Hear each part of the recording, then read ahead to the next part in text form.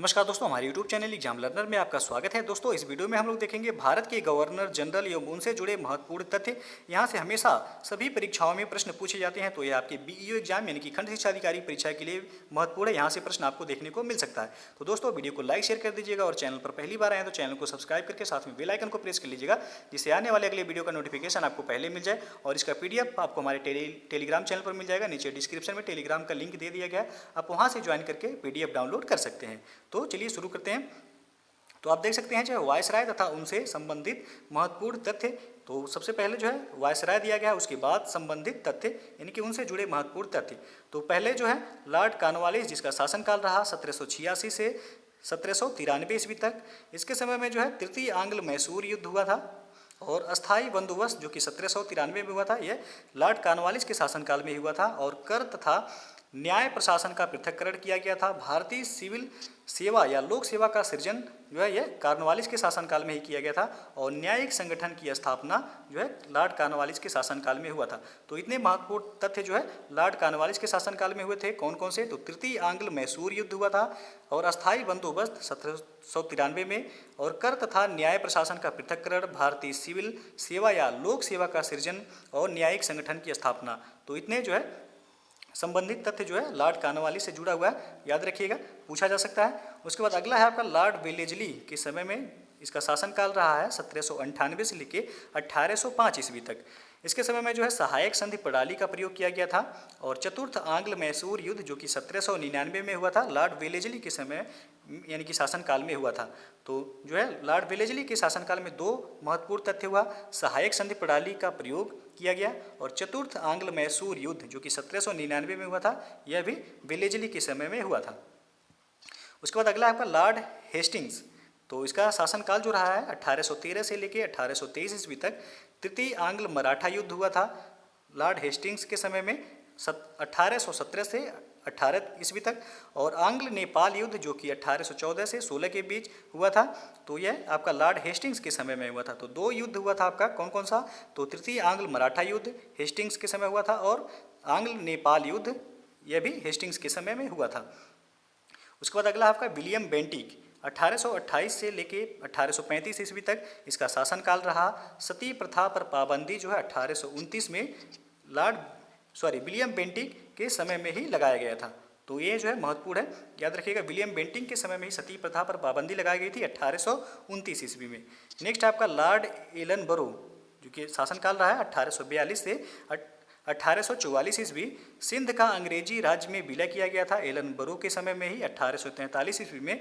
और 1843 ईस्वी की एक्ट 5 के द्वारा दास प्रथा का उन्मूलन लॉर्ड एलनबरो के समय में ही हुआ था। तो जो है प्रश्न पूछा जाता है आपका कि दास प्रथा का उन्मूलन किस गवर्नर जनरल के शासनकाल में हुआ था? तो एलनबरो के शासनकाल में हुआ था दास प्रथा का उन्मूलन। उसके बाद अगला आपका लॉर्ड डलहौजी, इंपॉर्टेंट है, यहाँ से जो है कई बार प्रश्न पूछा गया। 1848 से 1856 ईस्वी तक लॉर्ड डलहौजी का शासनकाल रहा। इसके शासनकाल में जो है विलय नीति यानी कि हड़प नीति और व्यपगत नीति का सिद्धांत, ये सभी कहा जाता है। और विलय किए गए प्रदेश जो था सतारा 1839 में सबसे पहले विलय किया गया। जैतपुर व संभलपुर को 1849 में विलय किया गया। बघाट को 1850 में विलय किया गया। उदयपुर को 1852 में विलय किया गया। और झांसी को 1853 ईस्वी में, नागपुर को 1854 ईस्वी में और कुशासन के आरोप में 1856 ईस्वी में अवध का विलीनीकरण किया गया था। उसके बाद जो है आपका प्रथम रेलवे लाइन जो कि बम्बई से थाने के बीच 1853 ईस्वी में चलाया गया था। सार्वजनिक निर्माण विभाग का गठन, यह सभी जो है लॉर्ड डलहौजी के शासनकाल में हुआ था। तो फिर से जो है एक बार देख लेते हैं। तो विलय नीति जिसको हड़प नीति या व्यपगत का सिद्धांत कहा जाता था, यह लॉर्ड डलहौजी के शासनकाल में हुआ था। और विलय किए गए प्रदेशों में जो पहला प्रदेश था वह आपका सतारा था, 1848 में विलय किया गया था। और उसके बाद जैतपुर व संभलपुर 1849 ईस्वी में विलय किया गया। बघाट को 1850 ईस्वी में विलय किया गया। उदयपुर को 1852 ईस्वी में अंग्रेजी साम्राज्य में विलय किया गया। और झांसी को 1853, नागपुर को 1854 और कुशासन के आरोप में 1856 ईस्वी में अवध का विलीनीकरण जो है अंग्रेजी साम्राज्य में किया गया। तो ये भी जो है प्रश्न यहाँ से पूछा जाता है कि अवध का विलीनीकरण यानी कि अवध का विलय कब अंग्रेजी शासन में किया गया? तो 1856 ईस्वी में। और जो है कुशासन के आरोप में जो है इसका विलय किया गया था। उसके बाद जो है प्रथम रेलवे लाइन जो कि बम्बई से थाने के बीच 1853 ईस्वी में चलाई गई थी, वह भी लॉर्ड डलहौजी के शासनकाल में ही चलाया गया था और सार्वजनिक निर्माण विभाग का गठन भी लॉर्ड डलहौजी के शासनकाल में हुआ था। उसके बाद अगला आपका लॉर्ड कैनिंग। तो कैनिंग का शासनकाल रहा 1856 से 62 ईस्वी। इसके शासनकाल में 1857 ईस्वी का स्वतंत्रता संग्राम हुआ। विधवा पुनर्विवाह अधिनियम 1856 पारित किया गया। तो दो इंपॉर्टेंट तथ्य जो है याद रखिएगा लॉर्ड कैनिंग के शासनकाल में। तो पहला है 1857 ईस्वी का स्वतंत्रता संग्राम कैनिंग के समय में हुआ था और विधवा पुनर्विवाह अधिनियम 1856 पारित किया गया। यह भी किसके शासनकाल में? तो लॉर्ड कैनिंग के शासनकाल में पारित किया गया था। उसके बाद अगला आपका लॉर्ड मेयो। इसका शासनकाल रहा 1869 से लेकर 1872 ईस्वी तक। इसके समय में प्रथम जनगणना का प्रारंभ हुआ जो कि 1872 ईस्वी में हुआ था। उसके बाद अंडमान निकोबार द्वीप समूह के भ्रमण के दौरान एक दंडित अपराधी द्वारा लॉर्ड मेयो की हत्या कर दी गई थी। तो यह प्रश्न जो है पूछा जाता है किसकी हत्या, यानी कि कौन से गवर्नर जनरल या वायसराय की हत्या अंडमान निकोबार द्वीप में की गई थी? तो लॉर्ड मेयो की हत्या की गई थी अंडमान और निकोबार द्वीप में। उसके बाद अगला है लॉर्ड रिपन। तो इसका शासनकाल रहा 1880 से 1884 ईस्वी। इसके समय में स्थानीय स्वायत्त शासक का जनक इसको जो है लॉर्ड रिपन को कहा जाता है। प्रश्न जो है कई बार पूछा गया, स्थानीय स्वायत्त शासक का जनक किसे कहा जाता है? तो लॉर्ड रिपन को कहा जाता है। और लॉर्ड रिपन के शासनकाल में ही 1881 ईस्वी में प्रथम कारखाना अधिनियम पारित किया गया था और हंटर आयोग का गठन जो है 1882 ईस्वी में किया गया था लॉर्ड रिपन के ही समय में।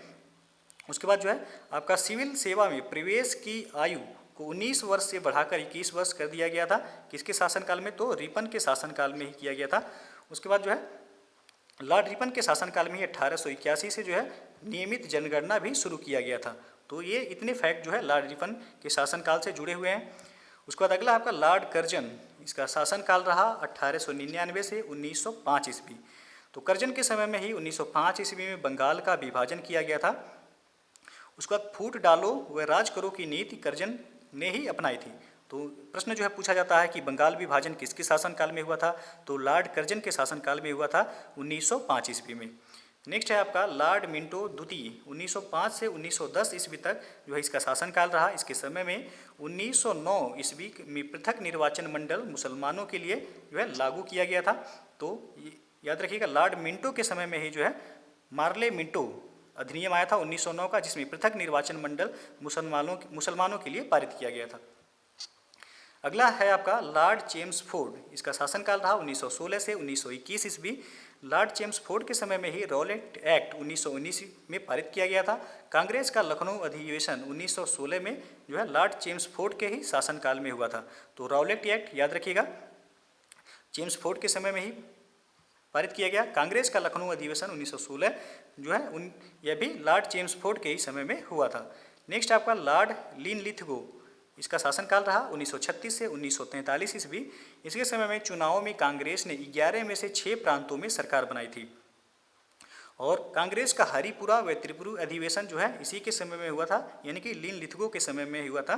उसके बाद अगला है द्वितीय विश्व युद्ध प्रारंभ। लॉर्ड लिनलिथगो के समय में ही हुआ था द्वितीय विश्व युद्ध का प्रारंभ, जो कि जो है 1939 ईस्वी में आपका शुरू हो गया था द्वितीय विश्व युद्ध।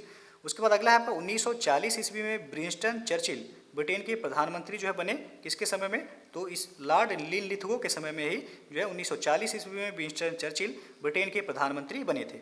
नेक्स्ट आपका लॉर्ड वेवेल।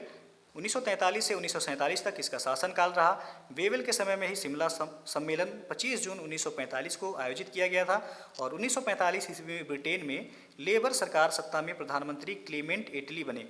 तो 1945 के समय में जो है ब्रिटेन में लेबर सरकार सत्ता में प्रधानमंत्री के रूप में किसे चुना गया था? तो क्लेमेंट एटली को चुना गया था। उस समय जो है भारत के गवर्नर जनरल या वायसराय कौन था? तो लॉर्ड वेवेल था।